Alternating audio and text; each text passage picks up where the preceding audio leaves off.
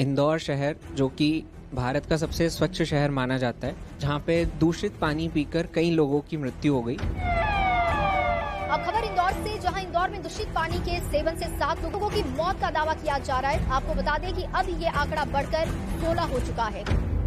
भारत चौथी सबसे बड़ी अर्थव्यवस्था बन गया है दुनिया की। हमारी गति बढ़ती जा रही है, प्रगति बढ़ रही है, और दूसरी ओर हमारे शहरों की ये हालत है। ये लगभग वैसे ही सवाल है कि मैं दिल्ली में रहते हुए अपने घर की हवा साफ कैसे रखूं। इसका क्या जवाब है? यद्यपि दुनिया में जो प्रदूषण है उसकी जिम्मेदारी गरीबों की नहीं है।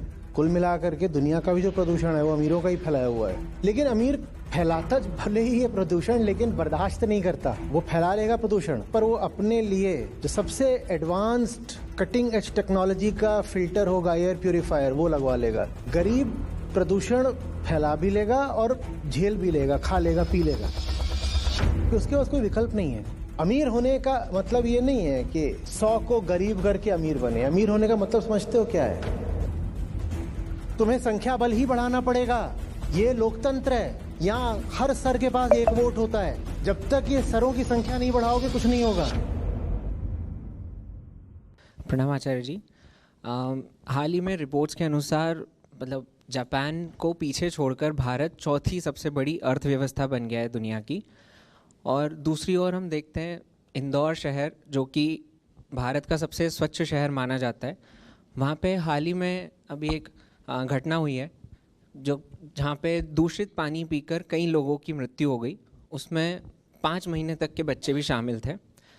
अब ये सुनकर बहुत बुरा लगता है क्योंकि वो मेरा शहर है, मैं हमेशा से रह रहा हूँ वहाँ पे। ये विरोधाभास हमें क्यों दिखता है कि हमारी गति बढ़ती जा रही है, प्रगति बढ़ रही है, और दूसरी ओर हमारे शहरों की ये हालत है? देखिए, एक देश के तौर पर हमारा जो कुल उत्पाद है, जीडीपी, सकल घरेलू उत्पाद, वो दुनिया में बढ़ता जाए, ये अच्छी बात है आंकड़े के तौर पर हमें याद रखना होगा कि वो इसलिए है क्योंकि हम 150 करोड़ लोग हैं। अगर भारत का जीडीपी दुनिया में आज चौथे नंबर पर है तो उसका कारण जनसंख्या है। जीडीपी क्या होता है? Per capita income multiplied by population. दो चीज़ों को गुणा कर दें आप तो जीडीपी आता है।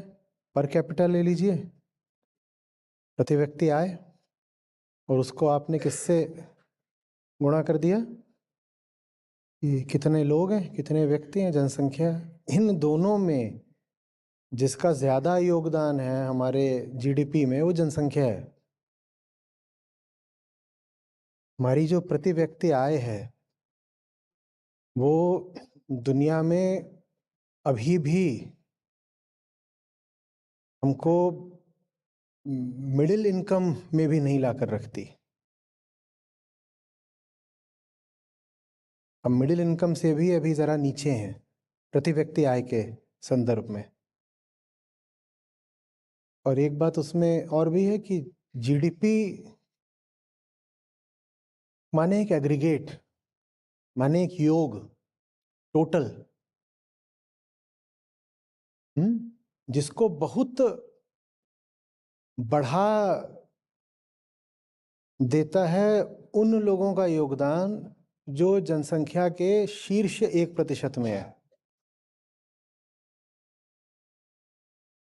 जो जनसंख्या के शीर्ष 1% में है उनका योगदान कुल जीडीपी को ही बहुत बढ़ा देता है, और जो पर कैपिटा जीडीपी है उसको ही बढ़ा देता है। तो भारत में न सिर्फ प्रति व्यक्ति आय कम है, बल्कि वो और ज़्यादा कम है जब आप इनकम इनइक्वालिटी को भी ले आओ। पहली बात तो आम आदमी की आय कम है जो कि छुप जाती है टोटल जीडीपी के आंकड़े के पीछे। आप टोटल जीडीपी का आंकड़ा ले लेते हैं जो कि अच्छी बात है, लेकिन उसके पीछे जो प्रति व्यक्ति आय है वो कितनी ज़्यादा कम है ये बात छुप जाती है। और उसमें जब आप ये शामिल कर लें कि उतनी भी पर कैपिटा इनकम में अभी वो लोग भी शामिल हैं जो बेहद अमीर हैं, और उनको अगर आप निकाल दें तो प्रति व्यक्ति आय बचेगी वो तो बहुत ही कम है। आप बात समझ रहे हो? दो बातें हैं। पहली बात तो पर कैपिटा इनकम कम है, दूसरी बात तो जितनी है भी वो उतनी उन लोगों के कारण है जो कि एक्सेप्शनली रिच हैं, और इनकम इनइक्वालिटी में भारत दुनिया के शीर्ष देशों में आता है। यहाँ मुट्ठी भर लोग हैं जो बहुत अमीर हैं और बाकी सब एक लॉन्ग टेल ऑफ पॉवर्टी है। ठीक है, तो इन दोनों मुद्दों को आपस में मिश्रित करने की कोई ज़रूरत नहीं है कि यूं तो हम बहुत अमीर लोग हैं, हम दुनिया में चौथे नंबर पर आते हैं, पर फिर भी मेरा इंदौर इतना प्रदूषित क्यों है? क्योंकि ये दो मुद्दे अलग अलग हैं। टोटल जीडीपी हमारा इसलिए नहीं हाई है कि भारत अमीर हो गया, वो इसलिए हाई है क्योंकि पहली बात यहाँ जनसंख्या बहुत है, दूसरी बात मुट्ठी भर लोग हैं जिनके पास अंधाधुंध दौलत है। उनकी वजह से जीडीपी का जब आप टोटल करते हो तो लगता है कि काफी ज्यादा हो गया है। गरीबी और प्रदूषण साथ साथ चलते हैं। कारण सीधा है, गरीब आदमी को अपनी रोजी रोटी से आगे कुछ दिखाई नहीं देता, तो वो प्रदूषण करने को भी तैयार होता है और प्रदूषण पीने को भी तैयार होता है। आपको बताया जाए क्लीन एनर्जी मिल रही है पर थोड़ी महंगी है, और डर्टी एनर्जी मिल रही है पर थोड़ी सस्ती है, और आप अगर गरीब हैं तो आप डर्टी एनर्जी ले लोगे। गरीब आदमी प्रदूषण करने को जल्दी तैयार हो जाता है। यद्यपि दुनिया में जो प्रदूषण है उसकी जिम्मेदारी गरीबों की नहीं है। कुल मिलाकर के दुनिया का भी जो प्रदूषण है वो अमीरों का ही फैलाया हुआ है। लेकिन अमीर फैलाता भले ही है प्रदूषण, लेकिन बर्दाश्त नहीं करता। वो फैला लेगा प्रदूषण, वो हवा गंदी कर देगा, पर वो अपने लिए जो सबसे एडवांस्ड कटिंग एज टेक्नोलॉजी का फिल्टर होगा, एयर प्यूरिफायर, वो लगवा लेगा। गरीब प्रदूषण फैला भी लेगा और झेल भी लेगा, खा लेगा, पी लेगा, कि उसके पास कोई विकल्प नहीं है। एक नाला बह रहा होगा नोएडा जैसे किसी शहर में, और नाले के बगल में वहाँ ठेला लगा होगा जो 20 रुपए की थाली दे रहा होगा या 20 रुपए के छोले कुलचे दे रहा होगा, और वहाँ जितनी फैक्ट्रियाँ होंगी उनके बेचारे सब गरीब मजदूर जो 10,000 15,000 वहाँ पर कमा रहे हैं, वो आके वहीं पे खड़े होके खा रहे होंगे। ये ऑटो रिक्शा चलाने वाले या ठेला चलाने वाले, ये सब वहीं आके खा रहे होंगे। वो और क्या करेंगे? उनको पता है पीछे नाला बह रहा है, और वो वहीं पे खड़े होके खाएंगे और रोज खाते हैं वहाँ पर। गरीब आदमी प्रदूषण झेल जाता है, उसके पास कोई विकल्प नहीं हो, क्या करे? आई बात समझ में? तो इन दो मुद्दों को मिलाया मत करो। एक मुद्दे में हमारा अभिमान बढ़ता है कि हम दुनिया की इतनी बड़ी अर्थव्यवस्था बन गए हैं, पर भाई देखो, राष्ट्र के पास पैसे नहीं होते क्योंकि राष्ट्र कोई व्यक्ति नहीं है। अमीर या गरीब वास्तव में इंसान होता है। तो इंसान के तल पर, व्यक्ति के तल पर आकर बात करनी चाहिए कि प्रति व्यक्ति आय कितनी है। दुनिया के अमीर देशों में आता है स्विट्जरलैंड, बहुत अमीर देशों में, पर उनकी कोई आबादी नहीं है, तो आप उनका अगर टोटल जीडीपी देखेंगे तो बहुत नीचे आएंगे, पर बहुत अमीर देश है। वैसे ही है जो स्कैंडिनेवियन देश हैं, नॉर्वे वगैरह, इनमें कोई आबादी नहीं है पर ये बहुत अमीर है। तो आप इनका टोटल जीडीपी देखोगे तो आप कहोगे इनका टोटल जीडीपी, अरे इस पूरे देश का टोटल जीडीपी तो मुंबई से भी कम है। हमारी मुंबई शहर का जो जीडीपी है वो इनके टोटल जीडीपी, ऐसे कई आपको यूरोप में अमीर देश मिल जाएंगे जो बेइंतहा अमीर हैं, पर उनका टोटल जीडीपी मुंबई से कम मिलेगा आपको, क्योंकि वो आबादी में छोटे हैं। तो टोटल जीडीपी तो बहुत मिसलीडिंग, बहुत भ्रामक आंकड़ा होता है। पर कैपिटा देखना होता है। वहां होती है असली गड़बड़। आ रही बात समझ में? इतने लोग हो जाएंगे, कैसे उनको गरिमा की जिंदगी मिल सकती है? कैसे? पृथ्वी पर साफ पानी इतने लोगों के लिए है ही नहीं, तो जितने लोगों के लिए है और जो उसे अफोर्ड कर सकते हैं, उनके अलावा बाकी सबको नियमानुसार गंदा पानी ही पीना पड़ेगा। ये आपकी बदकिस्मती नहीं है, ये गणित का नियम है। भाई यहां पानी रखा हुआ है, मान लीजिए यहां पानी रखा हुआ है और पानी है यहां पे, आप मान लीजिए 500 जने मौजूद हो। ये पानी रखा है, ये है ही 100 जनों के लिए, ये साफ पीने का पानी है 100 जनों के लिए। तो इस पानी की अब क्या होगी, इसकी बोली लगेगी, ऑक्शनिंग होगी इसकी। जो 100 जने सबसे ऊंची बोली लगा सकते हो क्या करेंगे, पी लेंगे। बाकियों के लिए उधर नाली है, उधर गटर है, उधर कमोड का पानी है। और यही जो गटर नाली कमोड पिएंगे, यही फिर सबसे ज्यादा जाके औलादे पैदा करेंगे। तो क्या बोले, पृथ्वी पर इतने संसाधन ही नहीं है। 100 ही लोगों के लिए पानी है, खड़े हो गए 500 पीने के लिए। पानी कहां से लाएं, पानी कहां से, मार्स से लाओगे, कहां से लाओगे, कहां से लाओगे बताओ ना, पानी कहां से लाओगे? जगह भी नहीं है।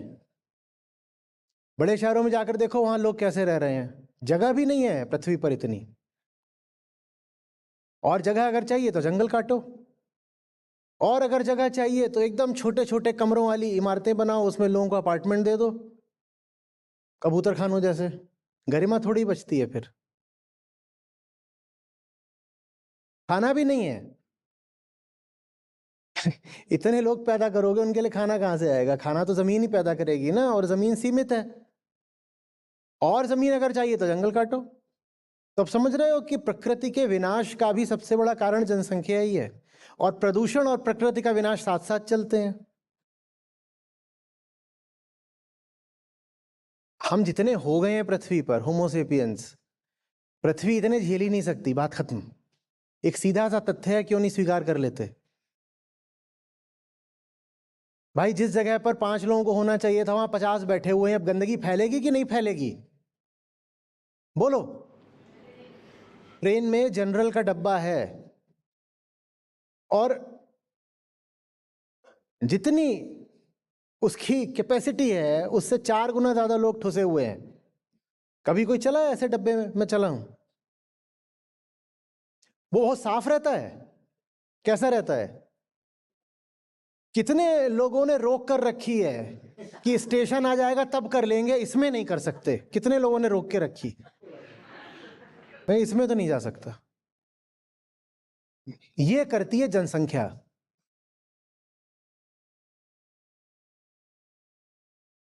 ये जनसंख्या का काम है।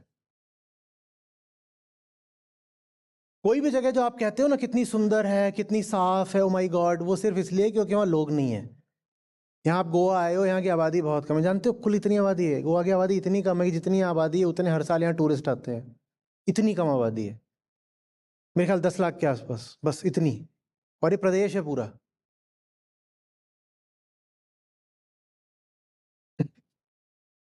तो इसलिए सुंदर है गोवा। नहीं तो दिल्ली भी प्राकृतिक था कभी। आपको क्या लग रहा है, जब इंसान नहीं था तो दिल्ली कैसा था, या इंदौर कैसा था? बहुत खूबसूरत था। हर जगह पृथ्वी पर एक पर्यटन स्थल है। पृथ्वी पर कोई जगह ऐसी नहीं है जो खूबसूरत ना हो। हर जगह एक टूरिस्ट स्पॉट है, बशर्ते वहां इंसान ना हो।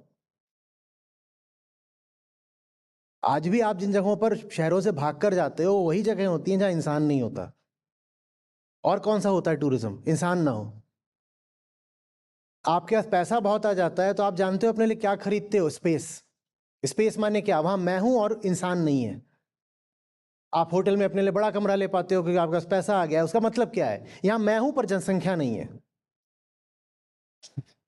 आप बड़ी गाड़ी ले पाते हो, उसका मतलब क्या है? आप प्राइवेट ट्रांसपोर्ट में ट्रैवल करते हो, पब्लिक में नहीं। इसका मतलब क्या है? यहां मैं हूं पर जनसंख्या नहीं है। कुल मिलाकर आप पैसा भी इसीलिए कमाते हो ताकि आप रहो, जनसंख्या ना रहे।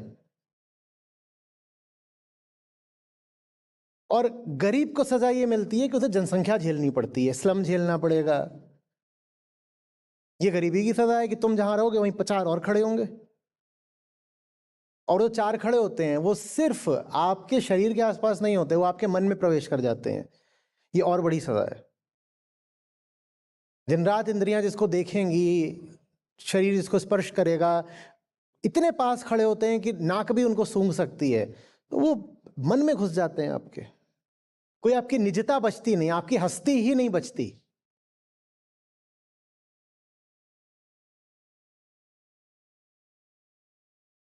अमीर होने का मतलब ये नहीं है कि 100 को गरीब करके अमीर बने। अमीर होने का मतलब समझते हो क्या है? कि इंसान होने की जो गरिमा है, मुझे उस पर कॉम्प्रोमाइज, समझौता ना करना पड़े। ये अर्थव्यवस्था का लक्ष्य होना चाहिए। ये आर्थिक उत्थान का भी लक्ष्य होना चाहिए।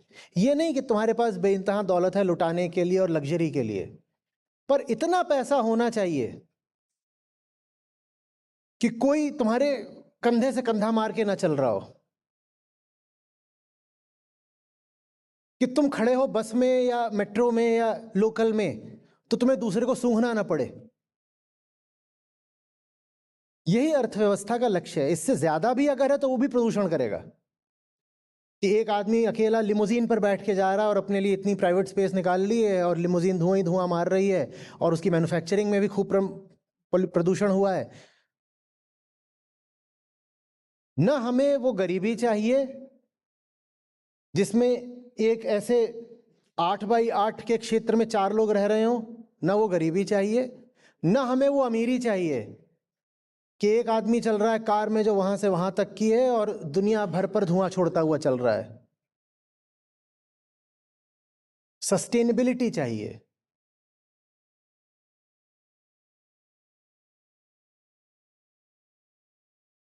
समझ में आ रही है बात? अब गरीबी कायदे से खुद जनसंख्या पर रोक लगा दे, क्योंकि दिखेगा इंसान को कि पैदा कैसे करूं, यहां तो बच्चा ही नहीं, हम ही नहीं रह सकते, बच्चा क्या रहेगा? और 3 बच्चे पहले से यहां पर चाय चाय कर रहे हैं और एक चौथा कहां से आ जाएगा? तो गरीबी खुद अपने आप में एक तरह का समझो कॉन्ट्रसेप्टिव बन जाए। यदि मन तार्किक हो तो, यदि बुद्धि भ्रष्ट ना हो तो, क्योंकि ये बहुत सीधी बात हो जाएगी, स्पष्ट दिखाई देगी। न मेरे पास पैसे न तेरे पास पैसे, हम दोनों मिलकर बच्चे पैदा कर रहे हैं, पलेंगे कैसे? इतनी सीधी बात हो जाएगी। इसमें बहुत बुद्धि चाहिए क्या सोचने के लिए? बहुत सीधी सी बात है। पर बुद्धि तार्किक नहीं रह जाती लोकधर्म के प्रभाव में। अब हो जाता है कि मैं भी नाकारा, तू भी गरीब, पर बच्चा पैदा कर ले, ऊपर वाले ने भेजे, ऊपर वाला ही पालेगा। लोकधर्म जो गरीबी का प्रकट तथ्य है उसको भी दबा जाता है। प्रकट तथ्य है कि हम इतने गरीब हैं कि हमें बच्चा नहीं पैदा करना चाहिए, पर लोकधर्म की आड़ में, संस्कृति की आड़ में, नहीं नहीं बेटा आप पैदा कर दो, हम पाल देंगे। पर आप तो बुढ़े हो और आपको 2 हार्ट अटैक आ चुका है और आपको हाइपरटेंशन, डायबिटीज सब कुछ है, आप 1.5 साल में मर जाओगे, आप कैसे पालोगे? झूठ क्यों बोला? पहले तो माफी मांगो, या गारंटी करो, लिख के दो कि तुम कम से कम अभी 20 साल जियोगे। बुढ़ऊ मरने को तैयार हैं पर कह रहे हैं नहीं बेटा आप पैदा कर दो, पाल हम देंगे। तुम ना तो हमें पाल पाए ना खुद को पाल पाए, अब तुम ये तीसरी पीढ़ी को पालोगे। ये चीजें कर देती हैं बुद्धि को भ्रष्ट। नहीं तो गरीबी खुद ही जनसंख्या पर रोक लगा दे। फिर उल्टा क्या चलता है? गरीबी रोक इसलिए नहीं लगाती क्योंकि जो जितना गरीब होता है वो आमतौर पर उतना अशिक्षित भी होता है, और जो जितना अशिक्षित होता है वो लोकधर्म के चंगुल में उतनी जल्दी फंसता है।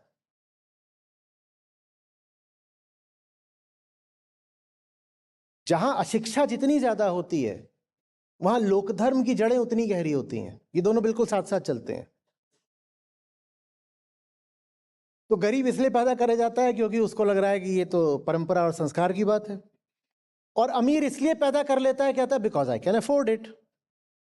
तो अमीरों के लिए टॉयज होते हैं बच्चे, बहुत सारे हैं जो कि 4-4, 6-6, 10-10 पैदा कर रहे हैं। क्यों? Just because we can afford it. दुनिया भर में आबादी जहां कम हो रही है वो किसकी हो रही है? शिक्षित मध्यम वर्ग की कम हो रही है। जो अशिक्षित लोग हैं उनकी बढ़ती जा रही है, और जो अमीर लोग हैं ये उनका भी पसंदीदा शगल है, और पैदा करेंगे।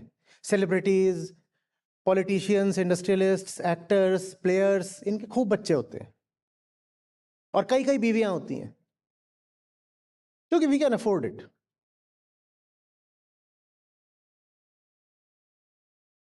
वो उनके लिए एक परफॉर्मेंस की बात होती है, डेमोन्स्ट्रेशन की बात होती है।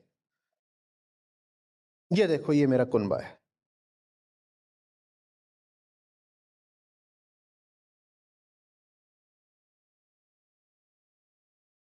बात आ रही है समझ में?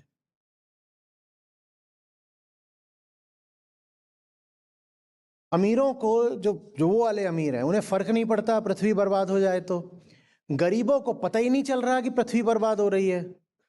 बस एक मध्यम वर्ग है जिसको कुछ कुछ बात समझ में आ रही है। तो दुनिया भर में फर्टिलिटी रेट्स जहां भी गिर रहे हैं वो मिडिल क्लास के ही गिर रहे हैं।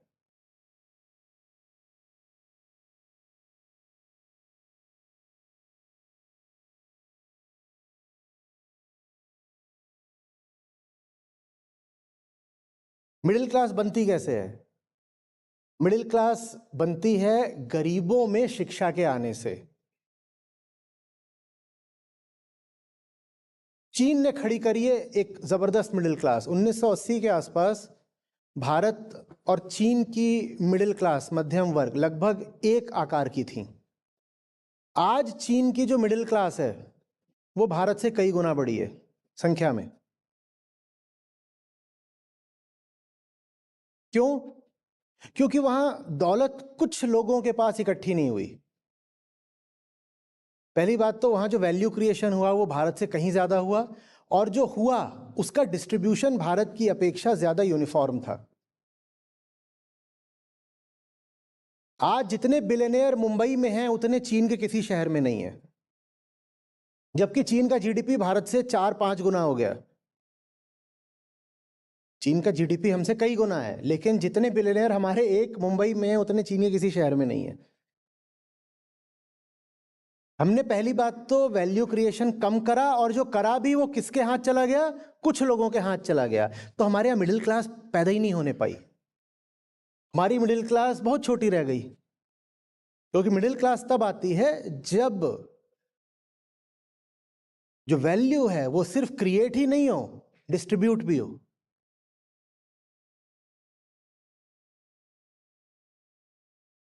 और जनसंख्या रोकने का काम कौन करता है? Middle class. और भारत में मिडिल क्लास छोटी, चीन की मिडिल क्लास बड़ी, तो इसीलिए भारत की जनसंख्या चीन से आगे निकल गई।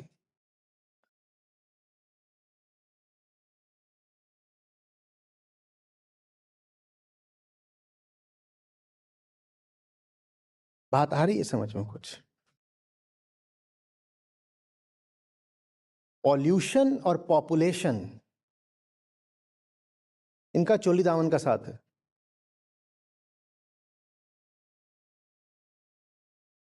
तुम्हें बहुत कम जगह मिलेंगी जहां पॉपुलेशन नहीं है पर पॉल्यूशन है, खोजनी पड़ेंगी। और वहां भी पॉल्यूशन इसलिए होगा क्योंकि कहीं दूर की पॉपुलेशन ने अपना पॉल्यूशन वहां किसी तरीके से डंप कर दिया है। इंसान को हटा दो तो प्रकृति गंदी हो ही नहीं सकती।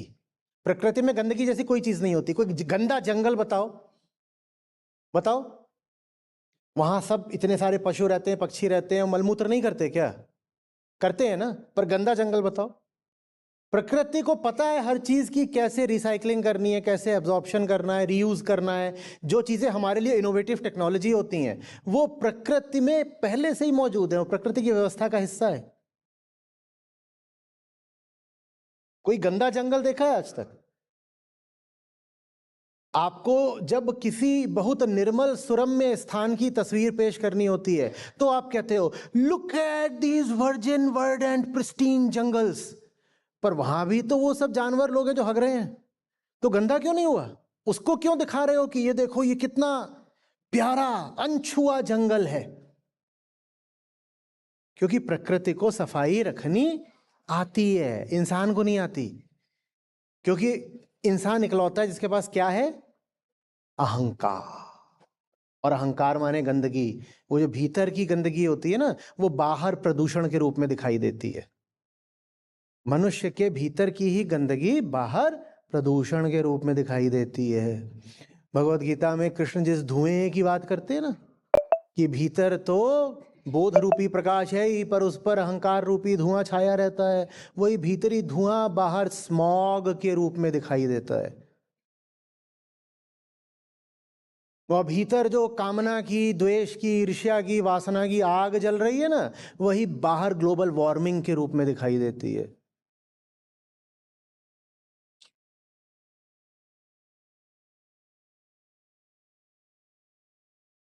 बात आ रही है समझ में? और भीतर जो कामनाओं का प्रवाह है ना, अभी ये वो बह रही हैं, ये चाहिए वो चाहिए लगातार, वही बाहर नदियों की गंदगी के रूप में दिखाई देता है। प्रकृति में गंदगी नहीं होती।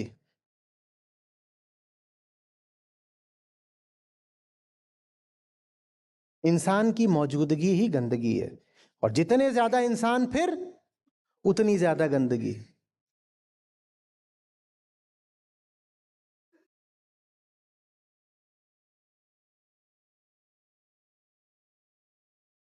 आ रही बात समझ में?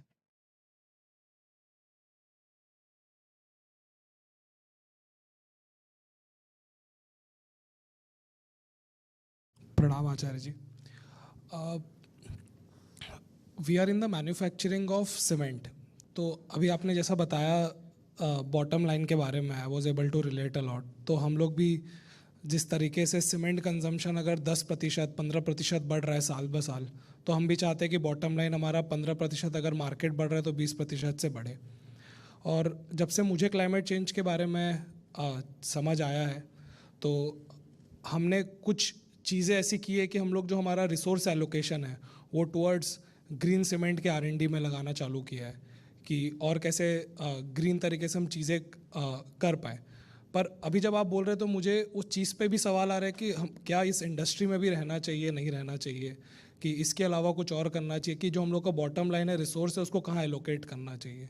तो इसमें स्पष्ट डायरेक्शन नहीं मिल पा रहा है सोचने के लिए। देखो, तुम बहुत लोकल लेवल पर कोई ट्रीटमेंट चाह रहे हो। जो प्रॉब्लम यूनिवर्सल सेट की है उसको किसी सबसेट के अंदर ट्रीट नहीं करा जा सकता ना। अगर यूनिवर्सल सेट की डेफिनेशन में ही नॉनसेंस शामिल है, तो उस यूनिवर्सल सेट का कोई भी सबसेट होगा, उसमें क्या होगी? नॉनसेंस होगी। अब आप चाह रहे हो कि मेरा जो सबसेट है छोटा सा, सीमेंट इंडस्ट्री, या जो मेरी पर्टिकुलर सीमेंट प्रोड्यूसिंग यूनिट है, उसमें मैं क्या करूं? कुछ नहीं हो सकता। ये लगभग वैसे ही सवाल है कि मैं दिल्ली में रहते हुए अपने घर की हवा साफ कैसे रखूं। इसका क्या जवाब है? मैं दिल्ली में रहते हुए अपने घर भी नहीं, अपने बाथरूम की हवा कैसे साफ रखूं? क्या जवाब है? कोई जवाब नहीं है। एक ही जवाब है, संख्या बल बढ़ाओ। क्या हमारे पास टेक्नोलॉजी नहीं है किसी भी प्रोडक्ट को इकोलॉजिकली सस्टेनेबल वे में बनाने की? बिल्कुल है। But are we prepare to pay the price? No.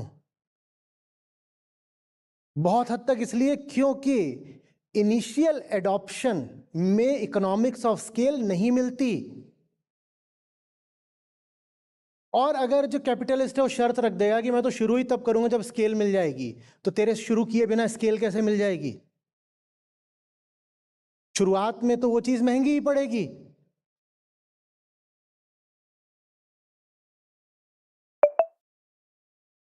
संख्या बल बढ़ाए बिना काम नहीं बनेगा।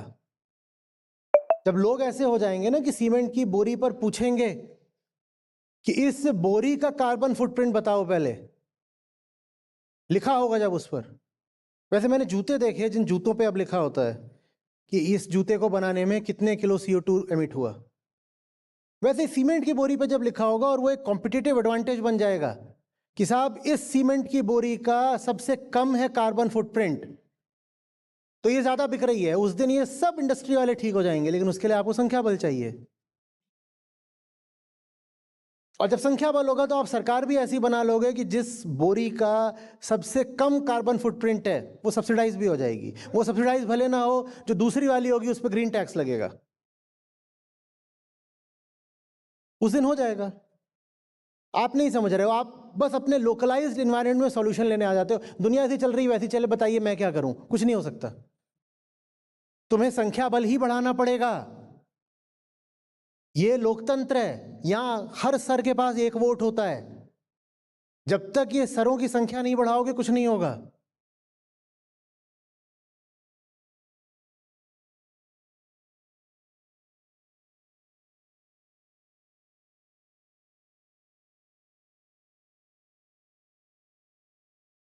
पर्सनल गिल्ट हटाने के फेर में मत रहो कि बस दुनिया ऐसी चल रही चले, मेरी पर्सनल गिल्ट हट जाए कि मैं ऐसी इंडस्ट्री में काम कर रहा हूं जहां पर इतना ज़्यादा इकोलॉजिकल फुटप्रिंट है, ये वो है, तो मैं अपनी पर्सनल गिल्ट, पर्सनल का खेल नहीं है भाई। पर्सनल गया भाड़ में, यहाँ पूरी पृथ्वी की बात है। यहाँ हम ये कोशिश नहीं कर रहे हैं कि आपको व्यक्तिगत तौर पर आपको निजी ग्लानि से मुक्ति मिल जाए। आपकी निजी जिंदगी में जो चल रहा है चले। हम यहाँ बात कर रहे हैं पृथ्वी की करोड़ों प्रजातियों की और पूरी जनसंख्या की और आने वाली पीढ़ियों की। लेकिन आप बहुत लोकलाइज सवाल पूछते हो हमेशा। मुझे मेरे कॉन्टेक्स्ट में बता दो कि मैं क्या करूं ताकि मुझे गिल्ट ना रहे।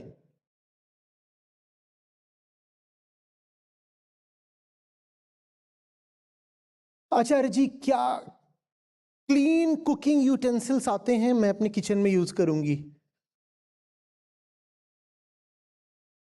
किचन बंद कर दो यार। ग्रीन यूटेंसिल मांगने की जगह किचन से बाहर निकलो, लोगों तक बात पहुंचाओ। तुम कह रहे हो नहीं, मेरे घर की व्यवस्था ऐसी चलती है, वैसी ही चलती रहे, बस मेरे किचन में अब ग्रीन बर्तन आ गया। See how ecologically conscious I am.